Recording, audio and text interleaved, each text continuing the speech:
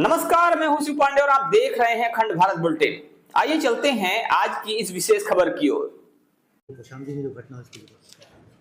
कौशाम्बी की घटना के लिए आए हैं, न्याय मांगने के लिए आए हैं। उत्तर प्रदेश सरकार का या दिल्ली के सरकार का कोई भी मंत्री इन्वेस्टिगेशन को प्रभावित करने का प्रयास करता है तो पुलिस को नहीं करना चाहिए। नंबर 2, समाज के लोगों की, प्रबुद्ध इलाहाबाद, प्रयागराज और कौशाम्बी के सामाजिक और राजनीतिक नेताओं की एक 1.5 घंटे वार्ता एडीजी साहब से कराई है और डीजी के निर्देश पर ही एडीजी यहाँ पर मिलने आए हैं। और हमारी मांग है कि एसआईटी से जांच हो, रीमेडिकल हो, 164 के बयान दोबारा हम लोग जाएंगे उसके लिए, उसके घर पर सुरक्षा बढ़ाई जाए। भूप नारायण पाल जिनको मुख्य अभियुक्त बनाया गया है, कौशाम्बी पुलिस को इतनी जल्दबाजी नहीं करनी चाहिए। किसके प्रेशर में कर रहे हैं, उन्हें क्षमा भी मांगनी चाहिए कि जिस व्यक्ति के ऊपर वो अवार्ड घोषित कर रहे हैं वो घटना वाले दिन पानीपत में पाए जा रहे हैं, जो कि 800 किलोमीटर है। उनके पास चार्टर प्लेन नहीं है कि वो आके घटना करके वापस चले गए, तो उनका नाम निकाल देना चाहिए। और इसी प्रकार से एक धर्मेंद्र पाल लड़का है, शायद उसकी भी लोकेशन वहाँ नहीं पाई जाती है। ये योग वादी का बयान और गवाहों के बयानों से नहीं चलेगा, ये साइंटिफिक एविडेंस से इन्वेस्टिगेशन होना चाहिए, जिसमें उनकी सीडीआर वगैरह भूप नारायण पाल की देख लेनी चाहिए और अविलंब उनका नाम इसलिए निकाल देना चाहिए एविडेंस के आधार पर। एसपी सिंह बघेल कह रहा है इस बात पे नहीं, या दूसरे कोई मंत्री कह रहे हैं, एविडेंस क्या। ये देश कानून से चलेगा, ना कि डेमोक्रेसी में कानून चलेगा, मोबोक्रेसी नहीं चलेगी, भीड़ तंत्र नहीं चलेगा। यादव इस बात को लेकर के कह रहे हैं कि 2 डिग्री से हम आपस में 48 डिग्री में आ तो नहीं रहे हैं, कोई डेलीगेशन जरूर भेजेंगे, ऐसा मेरा अंदाज है।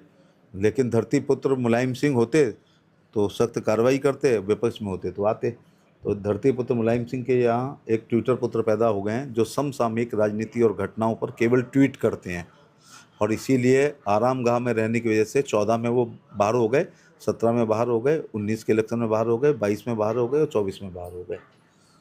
इसलिए दुश्मन का दुश्मन हमारे दोस्त के सिद्धांत पर एक दुरभिसंधि राहुल गांधी, अखिलेश, ममता बनर्जी आदि कर रहे हैं, तो ट्वीट ना करें। अगर इतना ही दर्द है तो फिर आएँ और पूछें। और मैं विभिन्न राजनीतिक दल और सामाजिक लोगों से कहना चाहूँगा कि पीड़िता के घर ना जाएं, जाति विद्वेष ना फैलवाएं, और बलात्कार एक बार हुआ है, हर नेता को उससे पूछे क्या हुआ, तो ये मानसिक बलात्कार होगा। माननीय सुप्रीम कोर्ट के आदेशों का पालन करें। मेरे लिए आधे घंटे का रास्ता था, लेकिन एक आचार संहिता भी होती है, उसकी वजह से, लेकिन पीड़िता के परिवार के लोगों से बात कर लिया। क्या भाजपा में मच गया है घमासान? क्या एक दूसरे के सामने आपस में ही खड़े हो गए हैं भाजपा के नेता? क्या भाजपा नेताओं पर नहीं रही आला कमान की पकड़? एसपी सिंह बघेल, केशव प्रसाद मौर्य और ब्रजेश पाठक में इस समय गजब राजनीति चल रही है। एक तरफ बीजेपी के माननीय उप मुख्यमंत्री ब्रजेश पाठक जी का पीड़ित पक्ष की निष्पक्ष जांच कराने का बयान सामने आता है, तो वहीं दूसरी तरफ उन्हीं की पार्टी के केंद्रीय मंत्री एसपी सिंह बघेल, जो पाल समाज से आते हैं, वो माननीय कोर्ट पर ही सवाल उठा देते हैं और दोबारा मेडिकल और जांच की बात करते हैं, जबकि लड़की का बयान हो चुका है और वह पहले ही कह चुकी है कि ऐसा कुछ नहीं हुआ। उसे जैसा मम्मी ने बोलने के लिए कहा, उसने वैसा ही कह दिया। तो प्रश्न यह उठता है कि क्या एसपी सिंह बघेल का आकर सर्किट हाउस में एडीजी और अन्य अधिकारियों के साथ मीटिंग करना और निर्देश देना अपनी जातीय राजनीति को चमकाने की कोशिश है? अब एक सवाल लोग माननीय मुख्यमंत्री योगी आदित्यनाथ जी से भी करने लगे हैं कि क्या यूपी के लैंड ऑर्डर को एक केंद्रीय मंत्री निर्देशित करेगा, और अगर ऐसा है तो फिर मुख्यमंत्री और उप मुख्यमंत्री किस लिए हैं? क्या सब कुछ केंद्र से चलेगा और प्रदेश सरकार की भूमिका खत्म हो गई है? सबसे बड़ी बात यह भी है कि क्या भाजपा के अलग अलग नेता अपने अपने जाति पोषण में लग गए हैं और उन्हें अपनी पार्टी के आला कमान पर भरोसा नहीं रहा? क्या पार्टी के नेता खुद ही एक दूसरे के आमने सामने आकर सीना तान कर खड़े हो गए हैं?